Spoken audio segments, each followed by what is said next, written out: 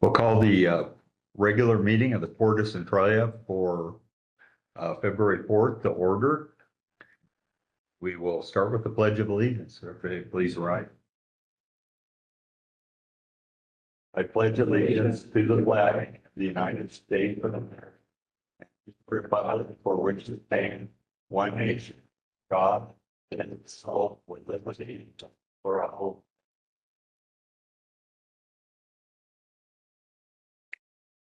Now we'll look for approval of the agenda of February 4th, 2026 regular meeting. Entertain a motion. We'll move to approve the agenda. It's been moved and seconded. Any discussion?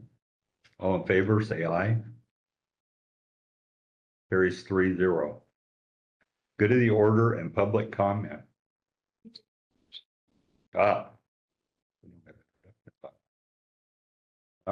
Excuse me. Okay, introduction, please. Commissioner Kyle Markstrom. Commissioner Pierre Lamont. Ingrid report staff. And I think that's it for our people today. Okay, now approval of agenda. We have a motion that passed already. Good of the order, public comment.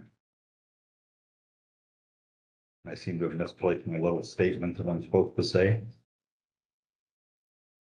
Please, everybody be respectful, and you have 3 minutes to talk. And please have it pertain to port business. So we have a sign-in sheet, and we have Jan Benovich signed in to provide public comment. Please step to the podium. State your name and where you live, residence. And Benovich. Brian. Last year, we discovered that the port has no policies or guidelines for handling citizen complaints against commissioner or staff member. Because of that, complaints were ignored, and there is no higher authority above the port where citizens can go. Therefore, I would like to suggest prioritizing the creation of an impartial citizen review committee to address and resolve future complaints, to ensure that citizens are never again ignored or subjected to retaliation by those entrusted to represent them. Also, since I have probably about 2 more minutes left, I just want to say thanks for the changes that are being made. They really improved the atmosphere of the meetings here. I'm excited to see what comes ahead. And it's really great to see the commissioners working for the citizen owners. Thank you. Thank you. Eric, did you want to say anything? Yeah. Cynthia Mudd, please. Cynthia Mudd, Chehalis, and I'm with the chamber. Just a quick update. One thing we are in the process, and in fact, I think it's partially added now, is we're putting up a government page so people can have quicker, easier access to elected officials throughout the county. And we'll continue updating those with important issues and so forth. With that said, we have 2 more legislative District 20 updates coming up. The next one is Thursday, February 26th at 7:30 in the morning. It's a Zoom event, and it is a good way. Come prepared if you want to have questions, because they are there to answer questions as well as give us an update on what's happening in Olympia, and a lot's happening. And with that, we don't, as the chamber, we don't take a stand on the levies, but I am spreading the word, vote. These levies, local initiatives, local elections, those are what affect your day-to-day lives, more so than a presidential election.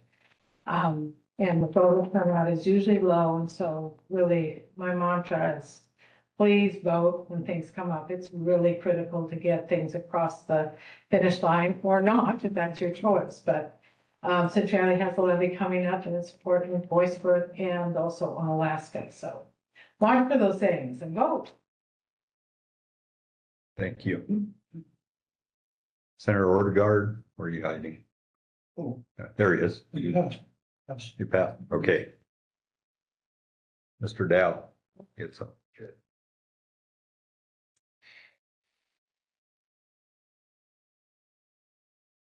Brian Dow, Centralia resident, quite a few years. Last meeting I misspoke about the Zoom operation. There isn't such a thing, I guess, as WebEx, so I'll switch my plea for getting a full on board with WebEx and allowing folks to call in, ask questions and possibly be answered, but mainly be able to participate better than they can now. And then also regarding executive director replacement, probably I've been thinking about that some, and I thought at first, kind of what's the hurry, but it seems like with so many things that go on in the economic world, that probably the sooner we get somebody on board, the better. Hopefully you're striving for that. Thank you. Thank you. Is there anyone else in the room that didn't sign in that would like to? Mr. Tennant? Mr. Dow brought up the fact that executive director positions for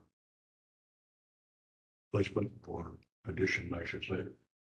My question is, how many candidates have applied for the position? I'll just say right now, we don't have it open quite yet. We still have, and we'll talk about that later in the meeting. Thank you. All right. Any other? Good. Approval of minutes of January 21st, 2026. Make a motion to approve the minutes for the January 21st meeting. Second? Been moved and seconded. Is there any discussion on the minutes of the 21st meeting? Seeing none, all in favor, say aye. Okay. Aye. Motion carries 3-0. Approval of the warrants.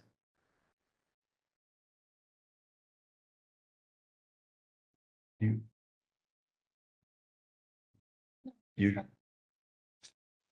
Okay, we have warrants 24,779 through 24,803 for a total of $183,432.85. I make a motion to approve warrants 24779 through 24803 in the aggregate amount of $183,432.85. Second? Been moved and seconded. Is there any discussion on the warrant? Seeing none, all in favor, say aye. Aye. Aye. Motion carries 3-0. Old business, executive director's search. So at the last board meeting, we included some other executive director job postings and a questionnaire for the commissioners to complete. We did receive that. We're working on preparing a draft job posting from the information you three provided. And we'd like to schedule the executive director search workshop for Wednesday, February 11th at 4. We wanted to make sure that that worked for everyone. Yeah, as far as I know, I can be there, so. Works for me. We'll get that scheduled. So do you understand, we're gonna have a special meeting next Wednesday, February 11th at 4 p.m. in this room, and we're going to talk about how we're gonna do this. So, you know, we'll be putting our thoughts together. So if you'd like to attend, it's an open public meeting. Please come. Thank you. City of Centralia SEPA appeals. The Port of Centralia received an email from Emil Pearson late yesterday that the city of Centralia is officially withdrawing their SEPA BNS for amendments on their 2025 Centralia Municipal Code and Zoning Map. The commission was copied in this email as well. I have forwarded to legal counsel for review. I'm waiting to hear back from them. And in addition, the port was notified today that the city of Centralia has scheduled a closed record hearing before the hearings examiner regarding the Norwegian residential subdivision that we'd appealed for March 2nd, 2026. And I've forwarded this information to legal counsel and our land use planners to confirm that this date will work for them. Keep you informed on that. And in addition, the port received an email from Ryan Baird of Lewis County, checking on the availability of scheduling the mediation. And we've sent back some possible dates in the pattern. Appreciate the update. I saw those emails as well. I would like to make a motion that we table this discussion until our next regularly scheduled port meeting. That way, our legal counsel can review the emails sent from the city and provide us guidance on how to move forward. I don't think we even need to do a motion on that. I think we can just carry it forward as old business. That's Just fine. not act on it today. I don't think we have time. And, you know, we only have one meeting between now and the hearing for Norwegian Woods. And as far as the development regs, like that's another matter that I'd like to piece out individually to these different items as opposed to tabling the whole thing. Our action has already been moved forward as far as the appeal to the Norwegian Woods. The hearing has been set, and the appeal that we've already put in place will mean that our legal counsel will go represent us at that hearing, so that action, there's no action to really be taken unless there's gonna be action to withdraw. So I think we should continue to move on the course that we're on. We've already spent $44,835 in legal fees on Norwegian Woods alone. Mhm. The warrant that we approved today was $38,000 for the development regulations. And that's just the bills for September and October. We have wasted so much money. I could not disagree more with you that we've wasted any money. The money that we have spent on these appeals is going to protect the traffic corridor that we rely on and this community relies on Harrison Avenue. So, What's the return on our investment then for all of this money being spent? I don't know, ask the community that's so up in arms about the traffic congestion on Harrison. We're doing this to protect the corridor that we have worked hard to create capacity on and need to see this through to resolution. This is a very worthwhile investment. Let's hold up on, we've got three different things going there. We've got the SEPA appeal on March 2nd. We've got Ryan Barrett asking about mediation, which we pretty much decided we don't want mediation. And we've got this, but the SEPA appeals thing, I think we need to wait and see what they have to say. I think we're done spending money on that until that. Hearing, and we're asking our legal counsel for advice on if we should or shouldn't proceed. Well, they've already given us their advice to proceed. They did it at the last meeting. Our attorney's legal advice was to proceed with both appeals and to go forward to the hearing. So we've already received that advice. The only cost to us at this point is for our attorney to attend that meeting. Yeah. I'm well aware of the circumstances. What my point is we've already spent a ton of money on this. The city has said over and over again that they will be charging mitigation fees, but they wait until the building plans are finalized. In our SEPA appeal, we are not asking for anything beyond withdrawing the mitigation, the MDNS, which is the mitigated determination of non-significance. That's it. This is not setting a new precedent. This is not protecting the corridor. This is one project. They are not, Woods. but they are not One- withdrawing the MDNS on Norwegian Woods. I'm not expecting them to, because the approval that they got from the city states very specifically, I mean, so our problem is that they're not collecting traffic mitigation fees. They are, and they will be. It even says, so in their notice to the property owner, in notes and conditions, second 2, pursuant to CMC 1604-100F, and a brevity, I'll skip that part. Mitigation fees will be required for adverse impacts related to traffic, schools, floodplain, etc., that cannot be mitigated by the development plan alterations. The exact amount of the fees will be determined at the time of civil and construction plan review and must be satisfied prior to the issuance of any permits. So their approval of the SEPA for Norwegian Woods includes a carve out for those traffic mitigation fees to be done further down the road. That is At actually this not, point- that is actually not correct. So the SEPA the city has already approved the SEPA and given an MDNS on the SEPA. And the city is incorrectly now trying to go back and assert a traffic impact fee after SEPA has already closed. We've been briefed on this by the port's attorney. The port's attorney has given us very good guidance on this, and I'm very confident in our position moving forward. I understand that the city has said they're still gonna charge a fee. What we are saying is that the collection of that fee and the way they are doing it is not correct. And so it is our hope through these processes, we can get the right procedures in place going forward for not only this Norwegian Wood development, but any developments that we are participant in the future and anybody else in this community, so there is no more confusion and that our traffic corridors are dealt with accordingly. Thank you for, again, mansplaining about this. Please settle down and listen. Okay, everybody, chill. This notice of application and designation is dated February 28th, 2025, from the city directly to the land developer of Norwegian Woods, which clearly outlines that they will be paying traffic mitigation fees at a future date. What future date and in what amount? Those are things that are determined at the time of SEPA. Please stop interrupting me. Carry on. The city puts these in place at a later date because currently the plan is for 16 lots. Those 16 lots could mean 16 houses, or it could mean a lot that has 4 units on it. Okay, we've got the state is now saying that we can have AUD units 2 per lot. Okay, so you could be getting, you don't know how many houses are going to be, you're getting in that space. The advice from the city council and what the city's plan is that has been in place for years and years is to wait until once again, you're asking when, says very clearly in here,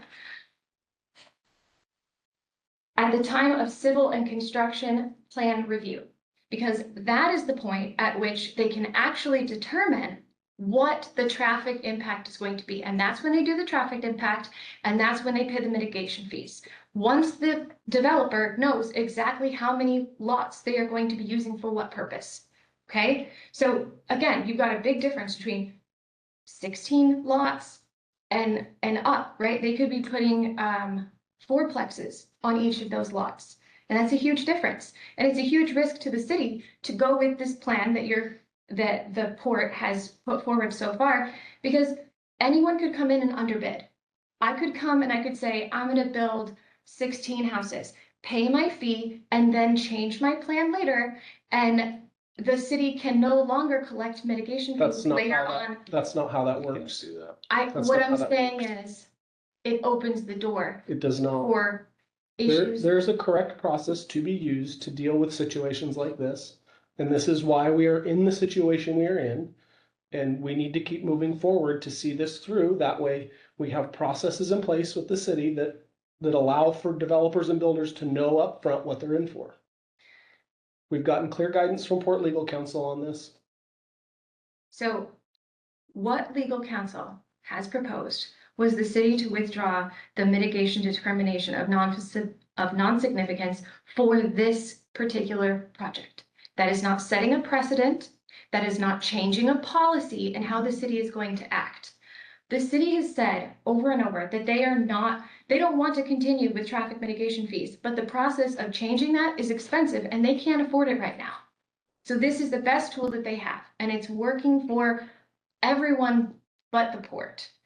Norwegian Woods is not arguing against this. Why are we? That's where I'm at with this. I feel like the idea that this is going to change the precedent and that we are going to suddenly force the city to change their entire process is wrong. This isn't going to allow for that. Neither of these appeals are. That's your opinion, and I don't agree. And I have a third position, because I talked with somebody from the city about this as well. Because what I understood when we were first discussing this, they didn't have a traffic plan. And what I was told was they did have a traffic plan when they submitted. So how it came out that they don't, or they're not, they It weren't. wasn't evaluated as part of their SEPA. Yeah, I don't know how. This is city engineering that I was talking to, and they said they did have some. But so I'm not ready to get off this until I hear what the final determination is from them. because this impacts us. Final determination from who? From the city's the one that has charge of this, not us. It's their standards, not ours. So, We have spent a significant amount of money on this. I agree, Commissioner Picard.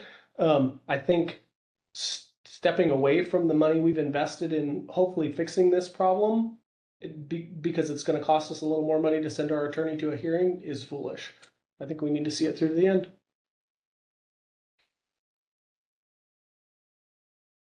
So Again, I would like to make a motion to table until our next meeting after our legal counsel has reviewed. second, tabling what? Any further discussion or action in regards to our appeals with the city of Centralia on the SEPA for Norwegian Woods or the development regulations? Thank you for the clarification. all in favor of tabling? Aye. Aye. All opposed?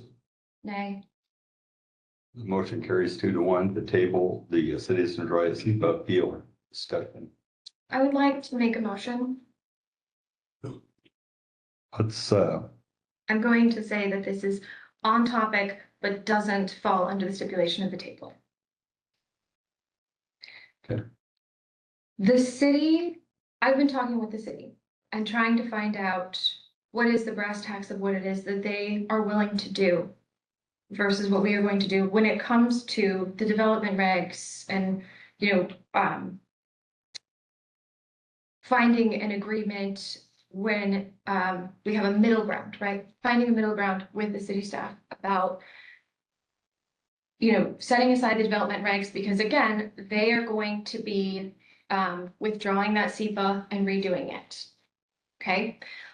I don't see a future where they are going to roll over on the $250,000 in the city limits.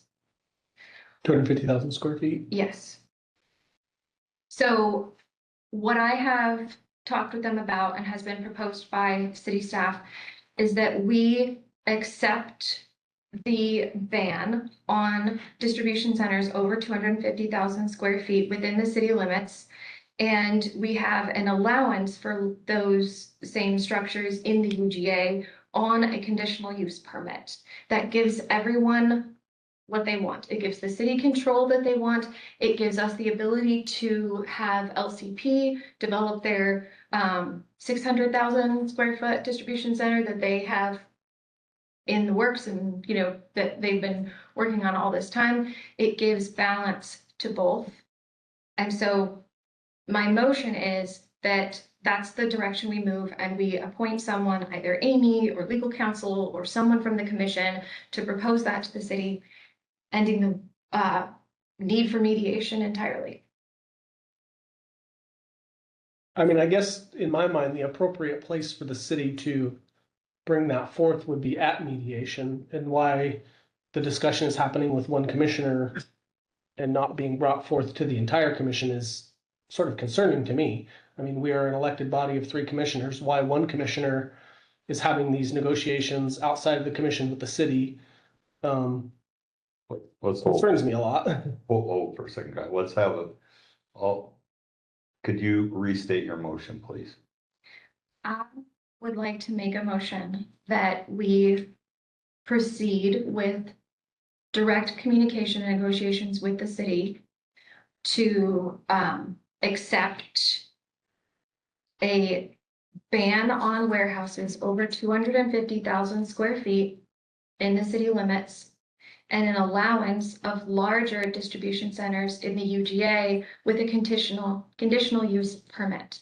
And by such appoint one of us to go forward with those negotiations. I will second so we can have discussion. Kyle, if you'd like to. Your point. Yeah, I mean, it's concerning to me that the city has chosen to begin negotiations on something that was intended to be negotiated in mediation with one commissioner on this commission. I think the appropriate way for that to be handled would have been at mediation. That was the intention of mediation. I can see how it would seem that the city, in this offer that you've verbally told us that the city has made, is sort of making some concessions. A conditional use permit is a very narrowly defined tool to be used that will not allow LPC to continue to do the things that they are wanting to do. It may allow them to do some of those things. It may allow other developers to do some things, but it is no guarantee at all. And that concerns me a lot. I think, moving forward, if we got to a place that was similar to what happened in Vancouver, where, within their port district, they were allowed to develop the port master plan, and their city had a moratorium that pertained to all other industrial development outside of the port master plan. I think something like that makes a whole lot more sense, but this proposal you've made today is essentially where we're at with the development regulations that they've proposed. It's not really a concession of any sort, in my opinion. Yeah, my point. I'm opposed to this motion because I think it limits what the port can do. And I've asked city council once, maybe twice now, what they propose, if they put this limit in, what they propose for us to get in. They give us some suggestion of businesses that they would like to see that we could go out and cultivate. And I haven't got any word back from them on that yet. It's their job.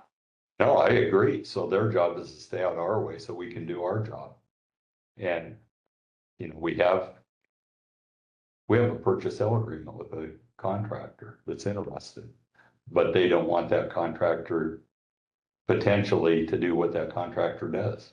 So, that's going to hurt us well into the future. Other organizations will look at us and they will say, oh, those guys aren't interested in development. They cut these guys off. So I'm opposed to this particular motion at this time. So I just want to clarify that I have not gone to the city in any official capacity to negotiate this. I went and met with city staff, as has Peter and others, to find out where are you on things and hear their perspective. You have not, and I understand that, and I'm sorry that you didn't take that opportunity, but you have every right to do so. Well, I've taken that opportunity.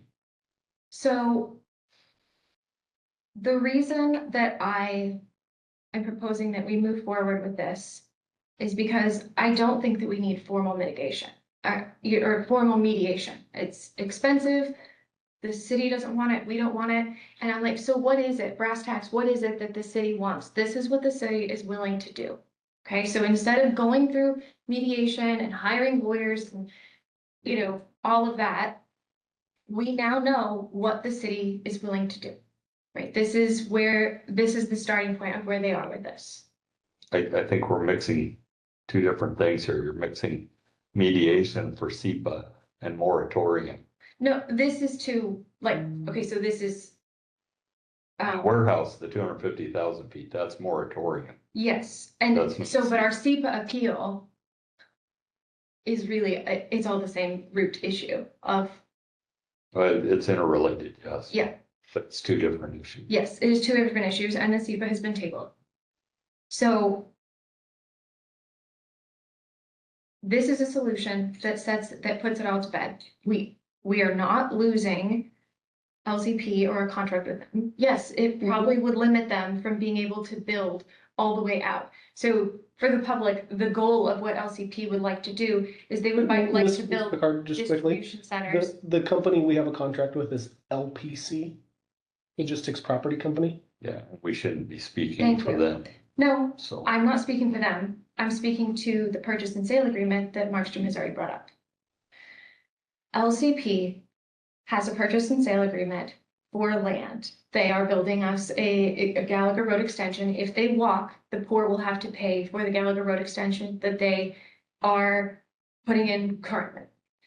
The purchase and sale agreement also contains contingencies or first right of refusal for them to purchase everything clear to the river, including something called the Steelhammer property. My understanding is LCP would like to buy all of that land. This is a finite resource. And I'm gonna die on this hill, I'm sorry. I don't think that this is the way that we should be going, and I think that we need to work collaboratively with the city and leave the lawyers out of it.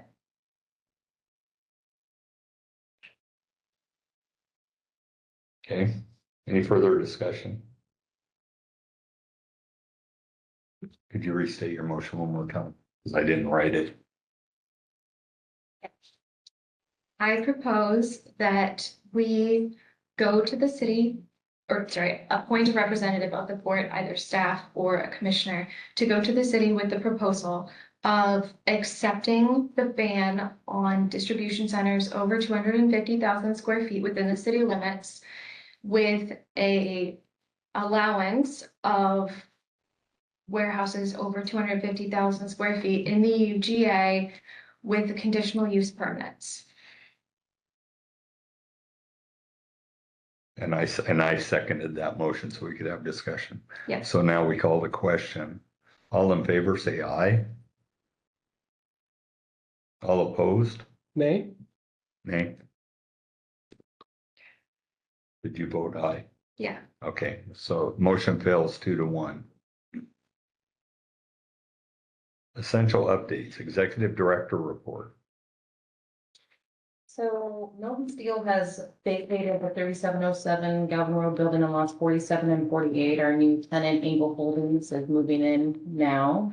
Maintenance staff put in new flooring in the offices and painted the office space. It looks really nice. They did a really great job on that. We're excited to see Engel in that facility. Puget Sound and Pacific has contacted the port requesting an easement for property owned between Cooper and Foreign Road. The easement is needed for a project that they're doing to create 2 track extensions to alleviate some of the train congestion on Reynolds Road. You know, the train is always stopped there. We're always stuck waiting to get across. And Cooper Road, yeah. Yeah, yeah. Mhm. And so it'll alleviate some of that on Cooper as well. And Lewis County was able to get a grant to help with this. And I said the port would definitely entertain this easement. So they're preparing an easement. And when I receive that, I'll send it to legal counsel and have it port commission for your review. I want to make a quick comment on that. That's a project that's been in the works for a couple of years now. I know I was at a meeting a couple of years ago, it was first discussed. And so I'm very much in support of us working with the railroad on an easement for that. I think it's my understanding that right now, part of the congestion there is that switch is manual, so that's why the train, goes back and forth on Reynolds. And so part of this project is not only adding a side of rail, but also automating the switching. So it should help definitely alleviate rail congestion at Reynolds Road and Cooper Road as well. So, great. Yeah, and just want to give a quick budget update in preparation for hiring a new executive director. I have made some budget cuts in certain areas. I have made cuts in areas in marketing, lobbying, security, personnel, maintenance, and legal. And these cuts will save the port approximately $160 this year. Thank you. Thank you. Commissioner reports. Commissioner Alley.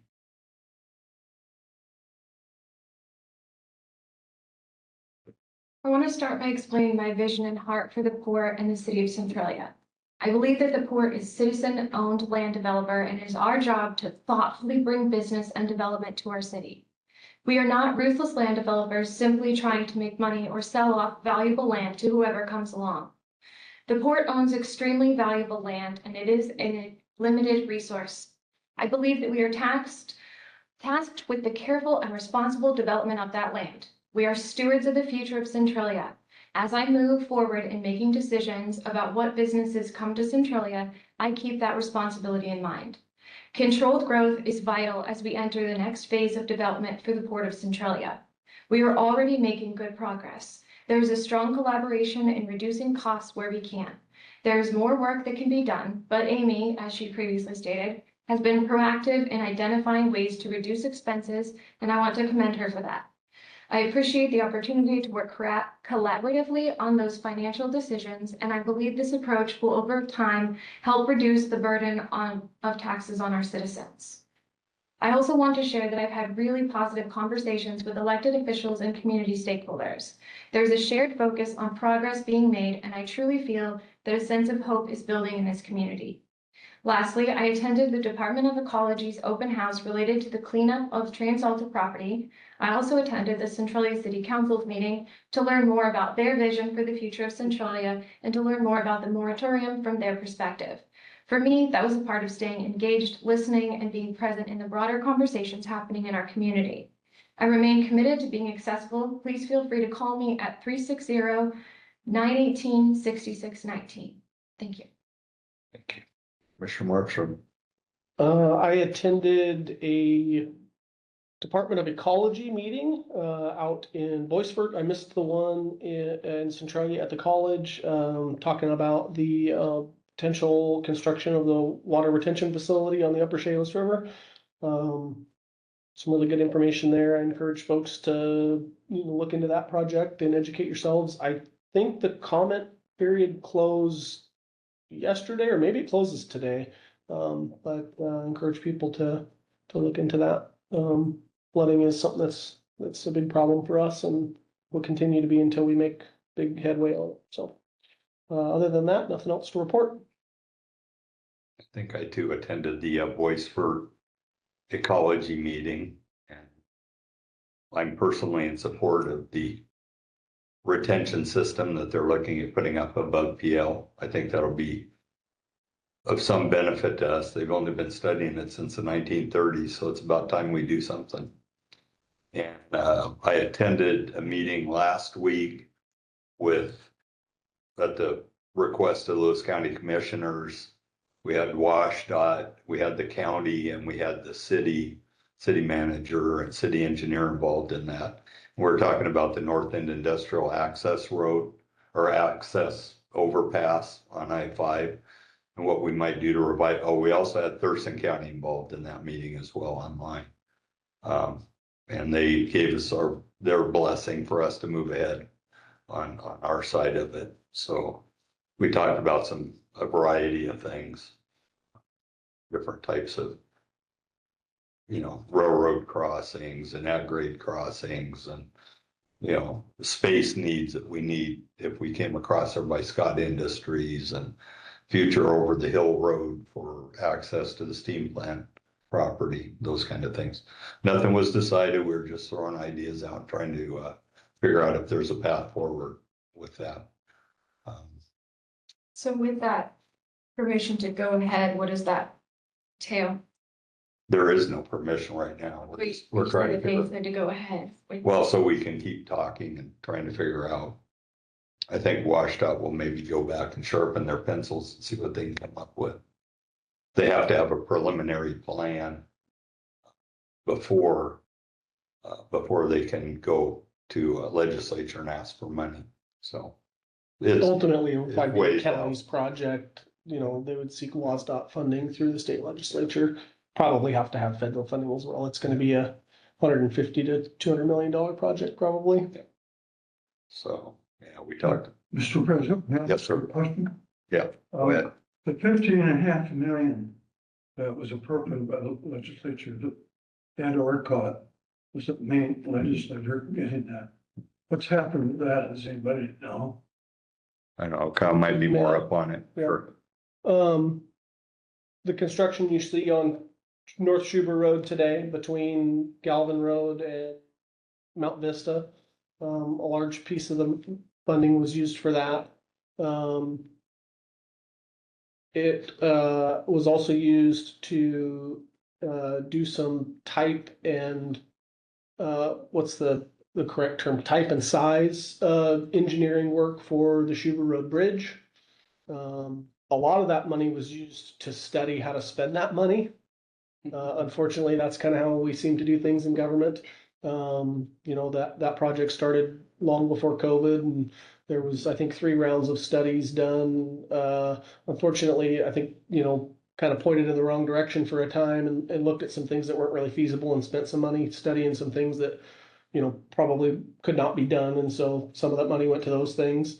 There is still some funding that hasn't been spent, but I think it's earmarked for the city's Reynolds Road project, sort of widen Reynolds Road from Pearl Street to Harrison.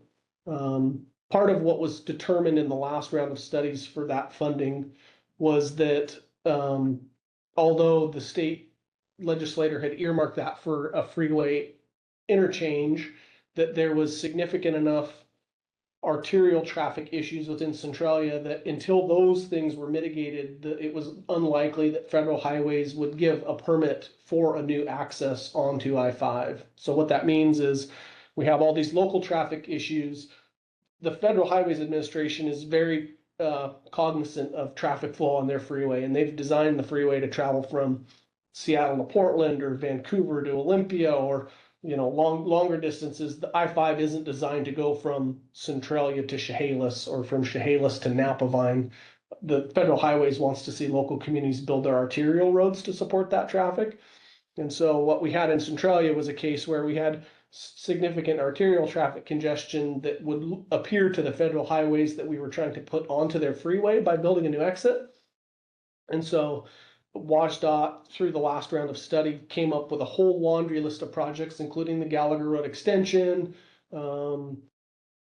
upgrading traffic lights on Harrison, closing some entrances and exits to some of the side streets and businesses off of Harrison, to do the things we need to do to mitigate that local traffic, to then in the future go find more funding for an exit.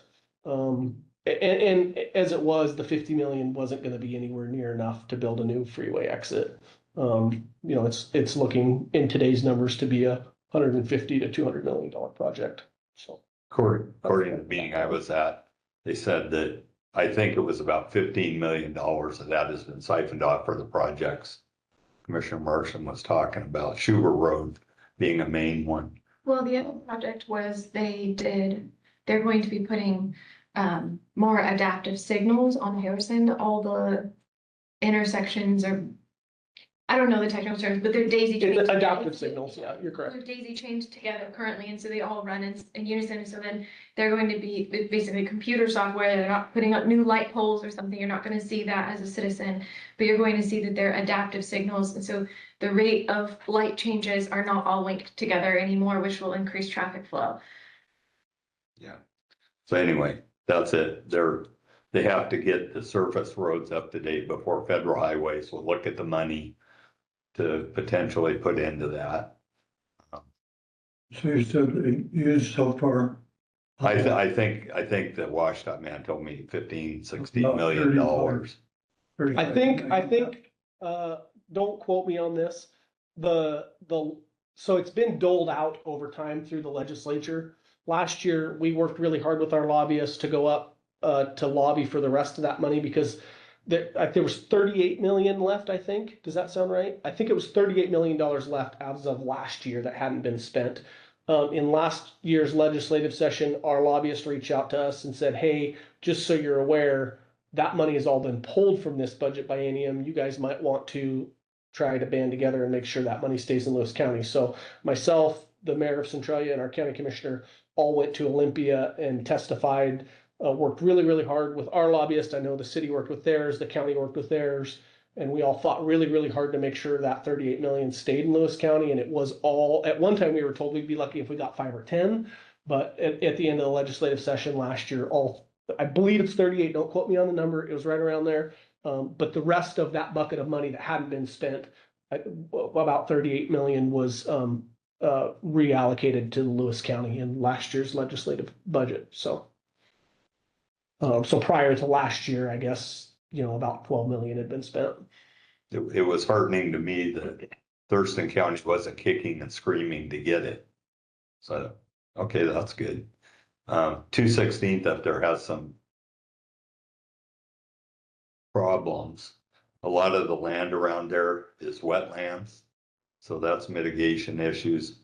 Usually when they put an overpass on an interstate, you have to have 4 lanes coming off of it, 2 going, 2 coming. And if you go look at 216th, every house on that road is built right up next to the road. That means we'd be buying all that property out, relocating those people. And we have the same thing there that we would have if we went to Cooper Road. We have 2 at-grade crossings. Well, we have 1 at-grade crossing and 1 overpass, but we'd have the same thing in Thurston County.